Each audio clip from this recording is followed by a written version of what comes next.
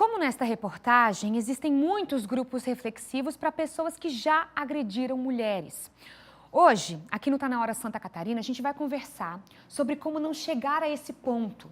O que as mulheres podem saber para se prevenir em relação com homens e como nós, como sociedade, devemos olhar para as crianças a partir de agora, pensando na educação. A gente conversa hoje com a psicóloga Isabela Rodrigues e também com a pedagoga Juliana Ascar, que vai falar com a gente, vai conversar sobre essas maneiras de olhar para o cenário que a gente tem hoje em Santa Catarina. Isabela, vou começar com você, porque muitas pessoas devem ter tido curiosidade com relação a esses grupos reflexivos. Você já teve experiência com homens agressores. Como foi? Sim. A gente fala autores de violência, né? Autores de violência para tirar um pouco desse estigma, porque todo mundo pode cometer violência em algum momento da vida, né? E esses grupos reflexivos, eles vêm como uma iniciativa de reflexão mesmo, porque assim a gente pode fazer uma mudança de cultura. Então, os homens foram socializados de maneira a ser violentos com as mulheres, né?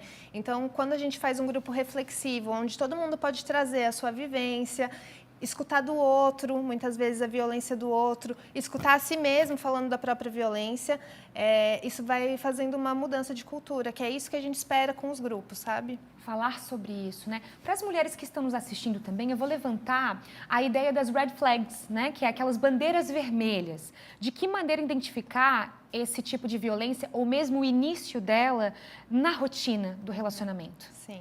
Essas red flags são sinais, né? E o que acontece? A violência, como a gente costuma pensar nela, a gente pensa direto na violência física, né? Isso que está no nosso imaginário. Mas dificilmente a violência vai começar nesse ponto. Então, existe um ciclo de violência que começa com as violências que são mais sutis, que não são sutis, são tão violentas quanto, mas que a gente não percebe tanto.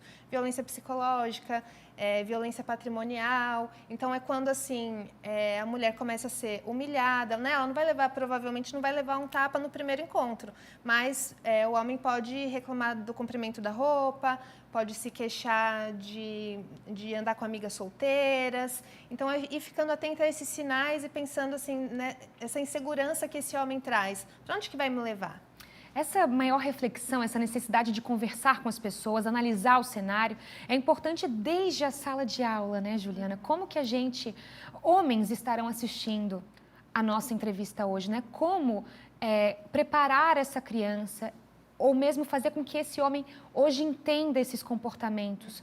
Como que a gente traz mais consciência, né, para essas pessoas? Sim, a gente cresceu com o discurso de que meninos não choram, né? Então, a gente tanto tem esse discurso que traz esse estereótipo bem grande de que os meninos não podem mostrar vulnerabilidade, como também na escola a gente vê, às vezes, muita diferença de brinquedos e de brincadeiras, né? Então, os meninos estão sempre com a brincadeira voltada ao lazer e ao mundo externo, né? E as meninas já estão mais voltadas à brincadeira da casa, do cuidado doméstico, que é muito invisibilizado e subestimado na nossa sociedade.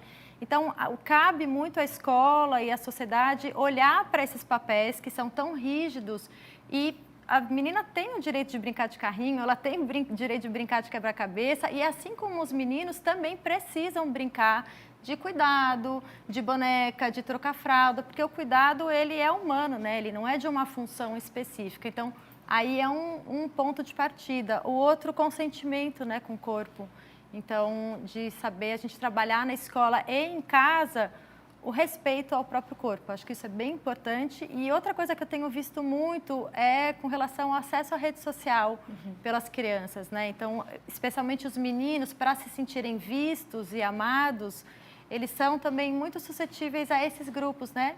Que trazem como discurso a misoginia, ódio às mulheres. Então, nas famílias, uma sugestão bem prática também é de estarem sempre atentos ao que os nossos filhos estão assistindo, sempre atentos. Ah, é prático, porque ficar quietinho, dar um celular, porque eu preciso trabalhar, estou cansado, mas o que está acontecendo ali, né? Como agora que você citou, Juliana, como esse sentimento, essa busca por pertencer a algum grupo, às vezes prejudica essas crianças, esses adolescentes que estão sendo formados, né? Na tua experiência hoje, é possível criar esse impacto nas crianças, sobretudo os meninos, para um futuro mais educado, mais consciente, talvez mais igualitário?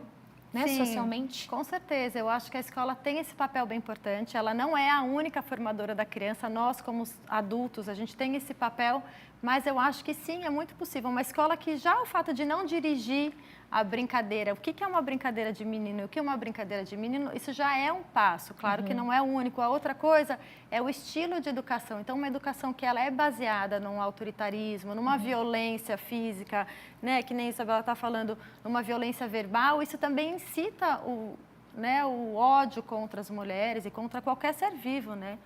Como essa criação, Isabela, a gente vê, claro, meninas muito silenciadas e meninos de alguma forma pressionados, né? A não mostrar, às vezes, esse cuidado que é vinculado à ideia feminina. Como que isso pode mudar? Não só na escola, mas também dentro de casa, porque a gente vê gerações que mudaram em pouco tempo. Então, às vezes, os nossos pais, os nossos avós não tiveram tempo de se conscientizar. Talvez o tempo que a gente tenha maior com as nossas crianças, né? Foi muita mudança em pouco tempo. Como que isso pode chegar para toda a família? Sim. É interessante você trazer essa informação, né? Porque tem uma pesquisa recente britânica que fala que 31% dos meninos e jovens, né, da geração Z, que nasceram ali entre 1997 e 2012, são meninos que estão sendo socializados para criar mais ressentimento, mais ódio pelas mulheres, né? Então, esses são nossos adolescentes e nossos jovens adultos, né? O que isso significa? É essa questão da socialização, como a Ju está dizendo, né? Assim, ter uma criação que é na escola, que é em casa, que é em todo o ambiente social, que possa ser incentivado as relações mais saudáveis entre homens, né? Essa coisa de que o homem não chora, né? Menino não chora, é uma coisa que é muito forte ainda na nossa sociedade e que, a partir inclusive de grupos reflexivos dentro da própria escola, né? Assim como a gente viu na reportagem agora, que esses grupos para homens autores de violência da Maria da Penha, né? Esses grupos também podem acontecer na escola para prevenir as violências. Isabela, você que participou desses grupos reflexivos, vai ser uma pergunta muito específica agora, né? O que tu acredita que esses homens deixaram de escutar ou escutaram por muito tempo que fez com que eles se tornassem, né, possíveis agressores ou aqueles que, de alguma maneira, agrediram uma mulher? Sim. Olha, eu acho que isso tem a ver justo com essa socialização mesmo, né? Então, ouvindo que o homem tem que ser forte, que o homem manda e a mulher obedece. E esse discurso nas redes sociais está muito mais intenso, né? Esse é um fenômeno social que é muito atual, a gente ainda está entendendo ele, né? Mas que traz consequências que são muito importantes. Então, como a Ju falou, é preciso que os meninos sejam, não só meninos, meninas também, né? As crianças e adolescentes têm que ser vigiadas mesmo na internet, porque elas têm acesso a essas informações e, assim, a adolescência é uma fase onde eles estão criando identidade, onde eles estão ali ainda conhecendo a masculinidade, né, que eles vão carregar aí pelo resto da vida. Então, esse é um momento excelente de intervir. Eu vou finalizar então, Isabela. Eu perguntei o que eles escutam muito hoje. E, Juliana, eu vou te pedir para falar sobre o que eles precisam escutar daqui para frente. O que é importante que eles ouçam hoje para uma sociedade ainda mais justa, mais cuidadosa conosco.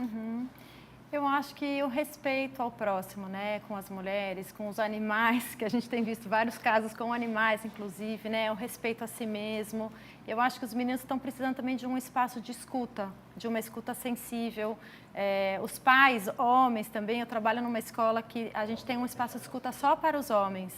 E como isso ressignifica e relabora a paternidade deles. Então, trabalhando também com as gerações acima, e tendo esse olhar mais sensível, essa escuta sensível, eu acho que isso também ajuda os meninos terem menos, né? Menos, assim, serem mais humanos, né? Porque acho que a gente perdeu um pouquinho da humanidade nesse sentido. É isso. Vamos todos ser humanos, né? Vamos nos cuidar, vamos cuidar um dos outros. Ser homem ou ser mulher é viver com amor, é tratar as pessoas com amor.